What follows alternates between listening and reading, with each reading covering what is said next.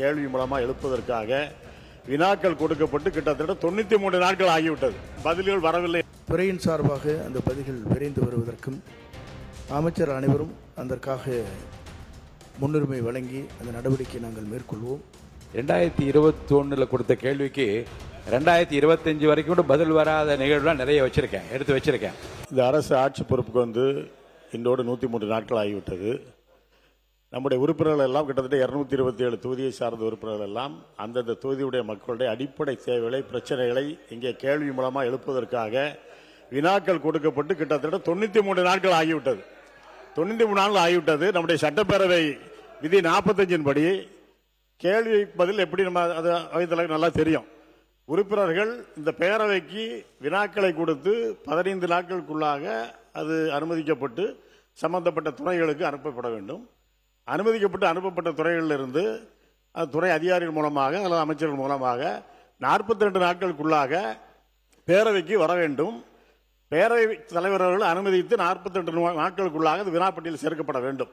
ஒருவேளை துறை அதிகாரிகள் வந்து காலதாமதமாக கொடுப்பதற்கு காரணம் உங்கள்கிட்ட கேட்டால் அதற்காக நீங்கள் இன்னும் ஒரு 14 நாட்கள் 2 வார காலம் காலாவாசம் கொடுக்கலாம்.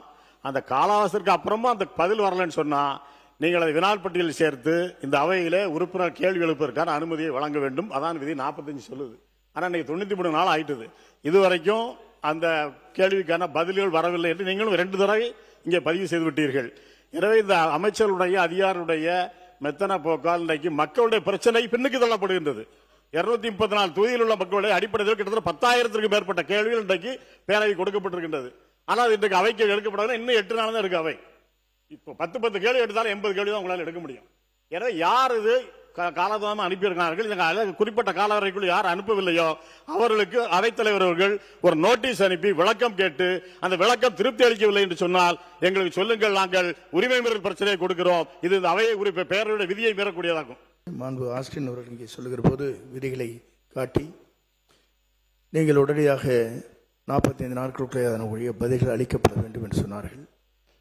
துறையின் சார்பாக அந்த பதில்கள் விரைந்து வருவதற்கும் அமைச்சர் அனைவரும் அதற்காக முன்னுரிமை வழங்கி அந்த நடவடிக்கையை நாங்கள் மேற்கொள்வோம்.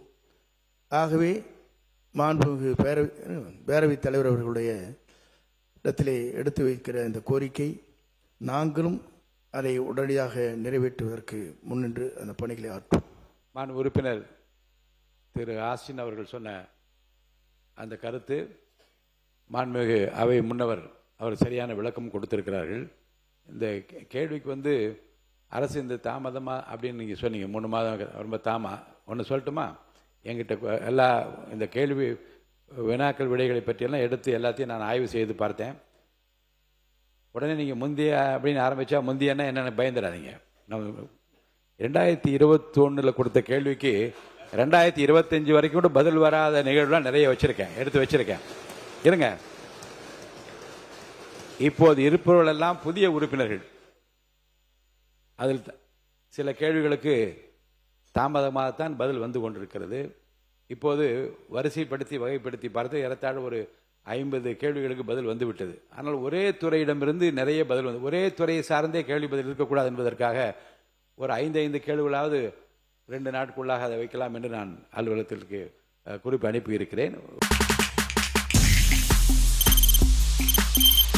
தவிர்க்க முடியாத தம்ப்நெயில்ஸ், கலக்கலான கண்டென்ட்ஸ், சினிமாவும் சீரியஸ் பிரச்சனைகளும், பல வருடங்கள் இடைவெளிக்கு பிறகு இந்த படத்துல ஒரு கலகலப்பும் கைகலப்பும், போயிட்டே தான் இருக்காரே தவிர பிரேக்கே இல்லாமல் பிரேக்கிங் நியூஸ் சொல்லும் தந்தி டிவி ஆப். இன்ஸ்டா தலைமுறை வரை இறங்கி அடிக்கும் தந்தி டிவியின் டிஜிட்டல் எக்ஸ்க்ளூசிவ். அது தண்ணிக்குள்ள போகும்போது ஹேங் ஆயிடுச்சு. உங்களுக்கு விஜய் சார் எந்த அளவுக்கு ரொம்ப பிடிக்கும்? Of course, Malayalis are huge Vijay sir fans. 2 பேருமே ரொம்ப பிடிக்கும் எனக்கு. தந்தி டிவி ஆப்பை இலவசமா டவுன்லோட் செய்யுங்க. ஃபாலோ பண்ணுங்க, சப்ஸ்கிரைப் பண்ணுங்க, என்ஜாய் பண்ணுங்க.